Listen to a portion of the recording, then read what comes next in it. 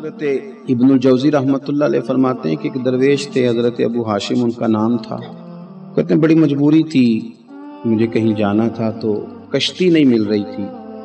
اچانک ایک کشتی گزرنے لگی تو میں بھی سوار ہونے لگا تو ملاح نے مجھ سے کہا کہ یہ ایک صاحب بیٹھے ہیں، بڑے امیر ہیں، ساتھ ان کی کنیز ہے، انہوں نے مجھ سے بک کر لی ہے ساری کی ساری، کیا کدھر سی سالم کرا لیا ٹانگا، وہ ساری کی ساری بک کر لی ہے، تو میں تو کسی کو نہیں بٹھا سکتا۔ تو وہ جو صاحب بیٹھے تھے بڑے سیٹھ آدمی تھے، کہنے لگے میاں آپ کسی اور کشتی میں، اور جو ان کی کنیز تھی نا وہ کہنے لگی چہرے سے کوئی نیک آدمی لگتا ہے، چلو اتنی سواریوں کی جگہ ہے، کسی کونے خدرے میں بیٹھ جائے گا، ہمارا کیا جائے گا۔ کہا اچھا چلو آ جاؤ۔ کہتے میں کونے میں بیٹھ گیا، تھوڑا رستہ آگے گیا، انہوں نے کھانے کا سامان نکالا، مجھے بھی کھلایا، لیکن کھاتے کھاتے میری نظر پڑی تو اس میں تو شراب کے برتن بھی تھے معاذ۔ پھر اس شخص نے کھانا کھانے کے بعد اس کنیز سے کہا کہ مجھے معاذ اللہ گانا سناؤ، وہ گانے گانے لگی، یہ میری طرف متوجہ ہونے لگا، مجھے کہنے لگا سنو، میں نے کہا میں یہ نہیں سنتا۔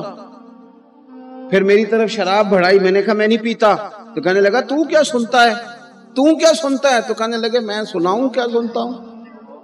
کہا سنائیے، فرماتے میں نے قرآن پاک پڑھنا شروع کر دی۔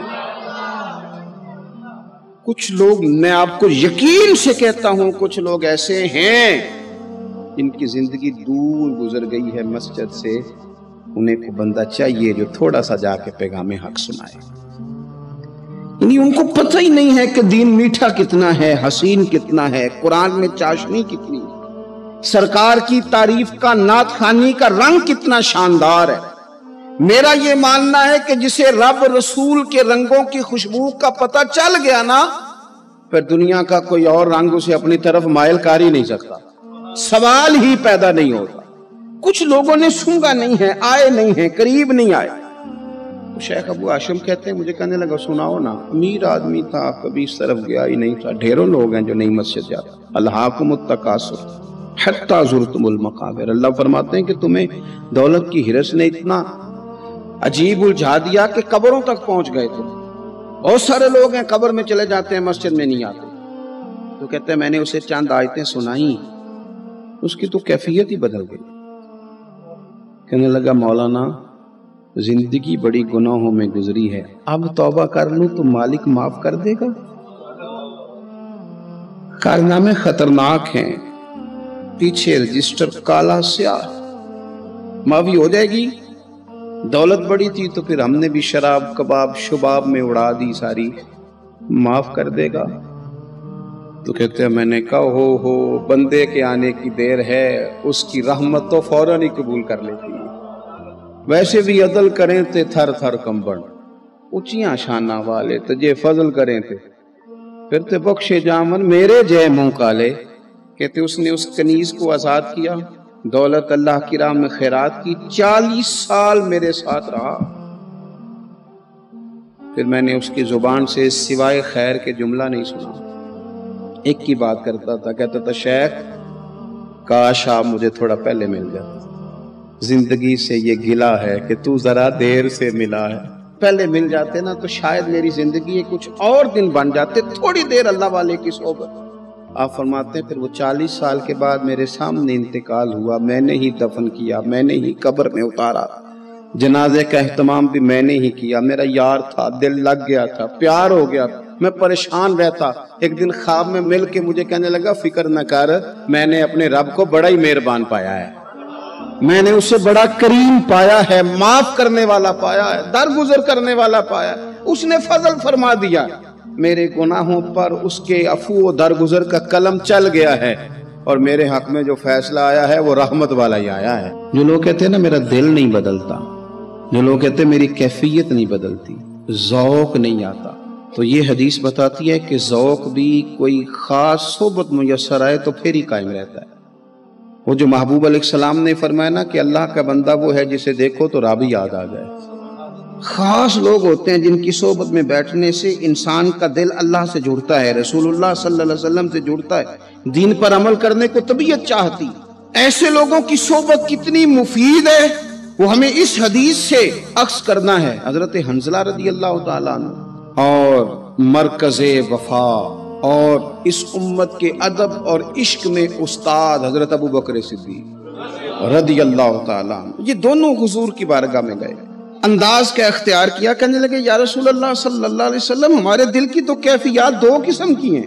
حضور جب ہم آپ کے پاس ہوتے ہیں نا، جنت اور دوزخ کا ذکر سنتے ہیں، ہمیں یوں لگتا ہے جنت اور دوزخ ہماری آنکھوں کے سامنے، دل کے اندر فوراً جذبات ابھر آتے ہیں کہ اب ہر خیر کا کام کرنا، اب جنت ہی کی طرف مائل ہونا ہے۔ ہماری قلبی کیفیات، ہماری باطنی کیفیت بدل جاتی، نور علی نور ہو جاتا ہے سارا کچھ۔ لیکن حضور جب ہم آپ کی بارگاہ سے اٹھ کے گھر جاتے ہیں، بال بچوں کے پاس جاتے ہیں، تو پھر وہ حال نہیں رہتا۔ یا رسول اللہ صلی اللہ علیہ وسلم یہ کیا ہے؟ تو محبوب نے کیا فرمایا؟ آپ یقین کریں جو اہل طریقت اور تصوف ہے نا، یہاں ان کی روحیں مچل جاتی ہیں۔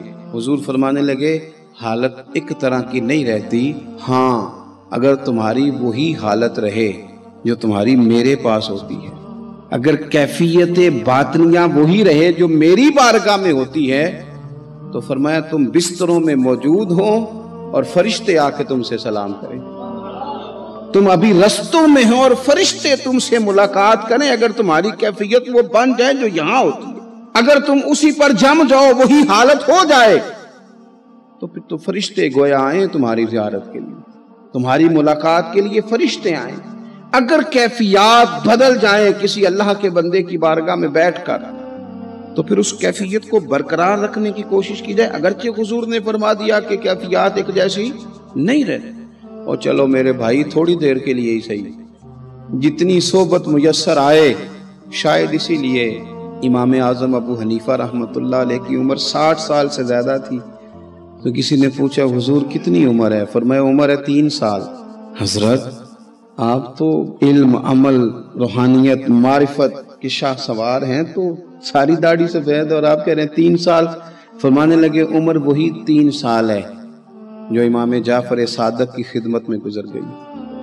وہ کیفیات جو ان کی بارگاہ میں رہتی تھیں، وہ انداز جو ان کی بارگاہ میں رہتا تھا، جو ان کے پاس ہوتا تھا، وہ پھر کہیں اور میسر ہر مشکل دی کنجی یارو ہاتھ مرداں دے آئی، اور مرد نظر کرے جس ویلے، اوئے ہوئے مرد نظر کرے جس ویلے، مرد نظر کرے جس ویلے، پھر مشکل رہے نہ کائی۔ وہ جو کیفیات ہے نا اس وقت کی، کوئی رب کا بندہ ملے اور انسان اس کی صحبت میں بیٹھ کے اپنے رب کو یاد کرے، رسول کریم کی محبت میں مچلے، تو پھر وہ لمحے اتنے قیمتی ہیں کہ وہ زندگی سنوارنے کے لیے کافی ہو سکتے ہیں۔ ایک صحابی تھے، نبی پاک صلی اللہ علیہ وسلم ایک جہاد پہ گئے تو وہ صحابی آئے، کالا کلوٹا رنگ، اور کچھ بیمار تھے تو جسم سے بدبو بھی آتی تھی، میرا روپ بھی نہیں تے میرا رنگ بھی نہیں، مینو یار منان دا ٹنگ بھی نہیں۔ بکریاں چرایا کرتے تھے، تو کسی نے کہا کہ وہ محبوب آئے ہوئے ہیں جو اعلان نبوت کرتے ہیں، تو کہتے میں اپنی بکریاں لے کے اس طرف آ گیا جہاں محبوب تھے۔ جب میں پہنچا تو اللہ کے رسول ایک چھوٹے سی پہاڑی تھی اس پہ بیٹھے تھے، میں دور کھڑا ہو گیا، میں نے کہا آپ ہیں وہ جو کہتے ہیں میں اللہ کا رسول ہوں؟ تو کہتے ہیں محبوب نے فرمایا دور کیوں کھڑے ہو، نیڑے آؤ میں بتاتا ہوں میں ہی اللہ کا رسول ہوں۔ تو کہتے ہیں میں نے کہا نہیں، میرے جسم سے بدبو آتی ہے، مجھے تو میرے اپنے پاس نہیں بٹھاتے، پسینہ آتا ہے تو بدبو نکلتی ہے، حضور میں نہیں قریب آتا۔ کہتے ہیں محبوب اٹھ کے کھڑے ہوئے، حضور قدم آگے بڑھاتے تو میں پیچھے بڑھاتا، حضور آگے میری جانب چلتے تو میں پیچھے ہوتا۔ فرماتے محبوب تیز دوڑے اور میرے قریب آئے تو نبی پاک علیہ السلام نے مجھے بغل گیر کر لیا۔ جب محبوب پاک علیہ السلام نے مجھے سینے سے لگایا اور کالا سیاہ میرا ماتھا اور اس پر پسینہ اور بدبو، کہتے ہیں محبوب نے جب میرے ماتھے پر بوسہ دیا تو میرا چہرہ بڑا کالا تھا پر میرا دل سارا نور سے معمور ہو گیا، اور میرے اندر سے آواز آنے لگی یہ جھوٹے نہیں، یہ اللہ کے سچے رسول ہے۔ فرماتے میں کلمہ پڑھ گیا۔ محبوب سے کہا حضور بکریوں کا کیا کروں؟ فرمایا جس کی ہیں ادھر ہانک دے وہ لے جائے۔ کہتے ہیں بکریاں چلی گئیں، میں نے کہا میرے لیے کیا حکم ہے؟ تو حضور نے فرمایا یہ تلوار ہے، وہ گھوڑا ہے، وہ میدان ہے، جہاد کر۔ کوئی وضو نہیں، کوئی غسل نہیں، کوئی نماز نہیں، کوئی سجدہ نہیں، تلوار لی، میدان میں نکلے، جہاد شروع ہوا، چند منٹ گزرے کہ شہید ہو گئے۔ صحابہ کہتے ہیں اللہ کے رسول ان کے سرانے کھڑے ہوئے، حضور کی آنکھوں میں آنسو، فرمانے لگے یہ بندہ دیکھو، اس نے عمل تھوڑا کیا ہے پر اجر زیادہ لے گیا ہے، عمل تھوڑا کیا پر اجر फरमाया अभी कलमा पढ़ा, अभी शहीद हुआ है और हूरें सारी जन्नत के दरवाजे खोल के खड़ी हैं। जैसे रूह जाएगी अल्लाह फौरन ही जन्नत अता फरमा देगा, इसकी कब्र बुकाए नूर बन जाएगी। एक शायर था तो वो कहता मेरे गांव में मेला लगा हुआ था। कहते मेला लगा हुआ था तो हर चीज बिक रही थी। मेरा भी कुछ खरीदने को दिल चाहा तो मैं ढूंढने लगा, मैं गली गली आवाज, मेले में आवाज देने लगा। मैंने कहा लोगों मुझे खिलौने नहीं चाहिए, मुझे कोई एक मुखलस बंदा चाहिए। मैं गरीब माँ का बेटा हूं, भिखारन का बेटा हूं, तो मुझे ना बस कोई एक बंदा मुखलस मिल जाए, एक मुखलस मिल जाए। तो वो शायर कहते हैं इस साल मेरे गांव के मेले की भीड़ में, इस साल मेरे गांव के मेले की भीड़ में जो गुम हुआ वो एक भिखारन का लाल था। उस फकीर को तलाश थी मताए खुलूस की, और मखलूक चुप रही कि ये मुश्किल सवाल था। मखलूक चुप रही कि ये, और भिखारन का लाल कहता था एक मिल जाए मुखलिस।